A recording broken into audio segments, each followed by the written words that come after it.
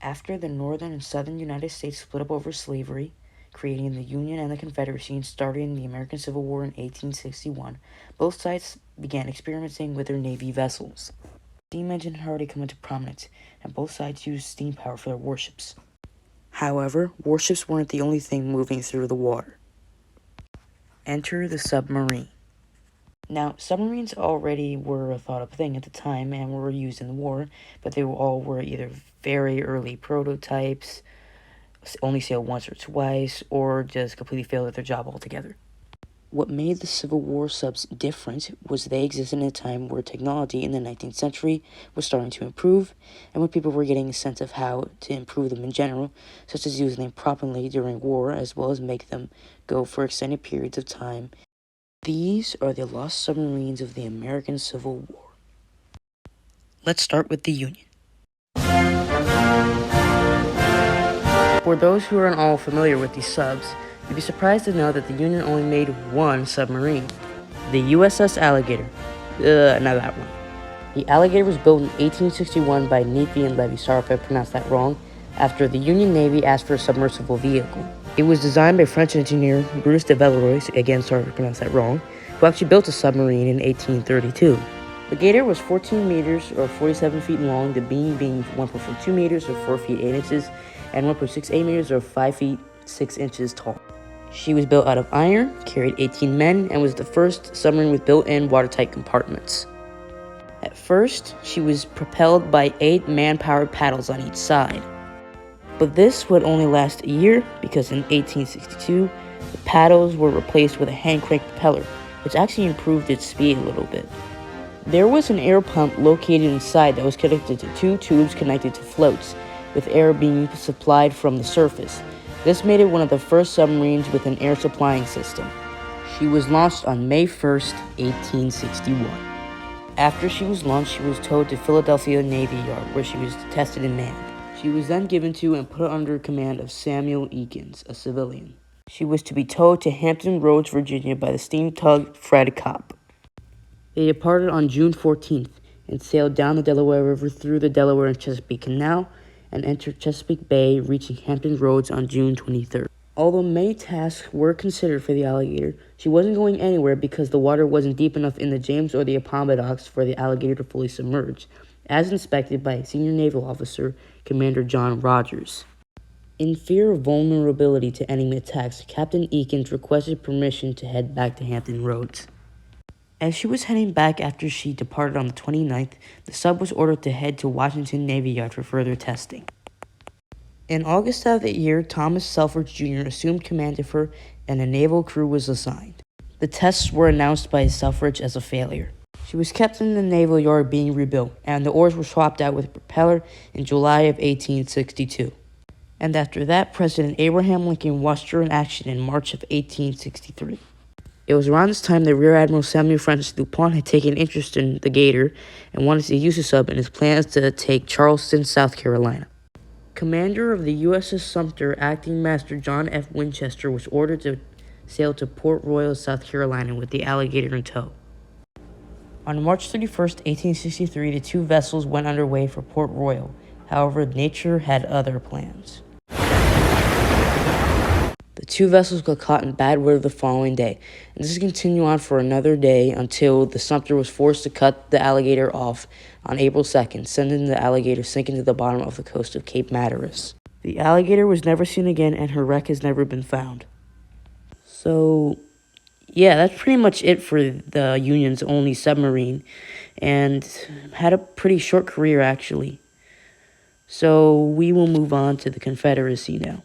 Now, I want to make one thing clear when we move on to the Confederacy. This will not be including the Confederacy's semi-submersible torpedo boats like CSS David or the supposed one built by F.D. Lee, because, well, they didn't fully submerge.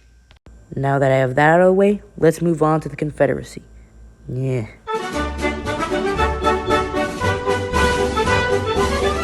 The submarines that serve for the Confederacy's story starts with this guy, Horace Lawson Hundley. When the Union blockade was launched, Hundley was furious and teamed up with James McClintock and the Confederacy to build a new machine as a solution to the blockade issue going on.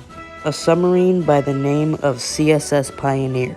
With the help of Baxter Watson, the trio spent 2 months developing the submarine, and it was built in New Orleans. The Pioneer was launched in 1862 in the Mississippi River and was later towed to Port Pontchartrain. This would only last a month before the Union military advanced in New Orleans, and the men had to abandon the project, and they scuttled her in the New Basin Canal. The submarine was later found, raised, and examined by the Union. She was later scrapped in 1868. The men relocated to Mobile, Alabama, and started a new project, the CSS American Diver, or Pioneer 2. The diver was designed with the intent of being powered by an electric motor or a steam engine, but both failed. In the end, the men settled on crank power like the Pioneer, which was turned by 4 men. The American Diver was prepared for trials in January of 1863, although the team was rather annoyed by its unremarkably slow speed. They had her ready to attack the Union blockade in February of 1863, and they planned to have her towed to Fort Morgan. However, while being towed, the sub foundered in the mouth of Mobile Bay. The crew escaped, but the submarine was lost. Hunley persisted, and the American Diver would end up becoming the design template for the Confederacy's most successful submarine. The development on the new submarine began shortly after the diver sank, the new sub being referred to as the fish boat, the fish torpedo boat, and the porpoise.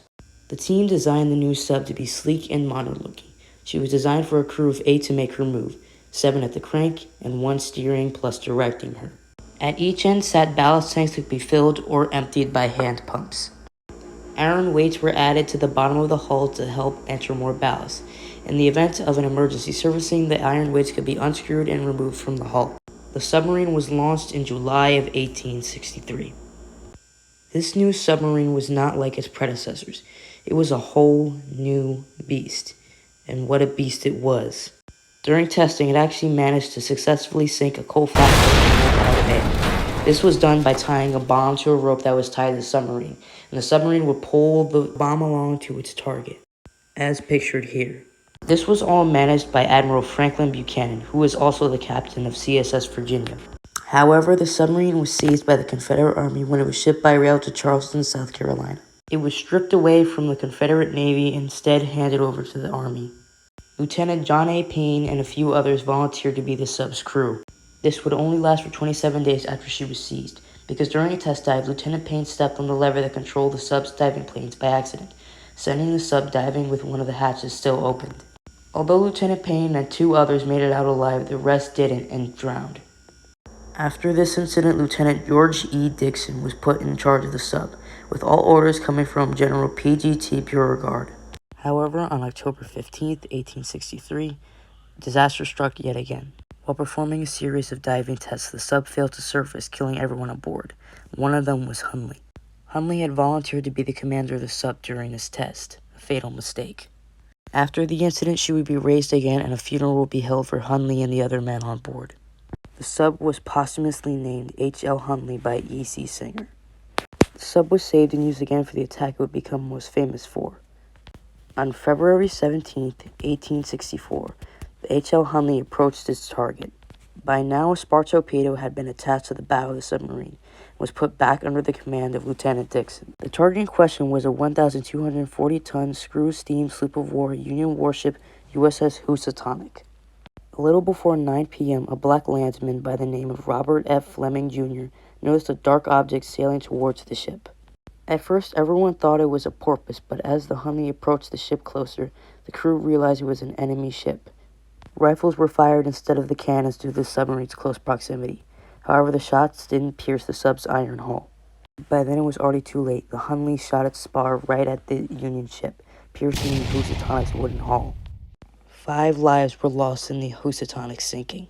However, the Hunley's crew's glee would not last very long, as the sub sank while heading back to base, killing everyone on board, this time for good.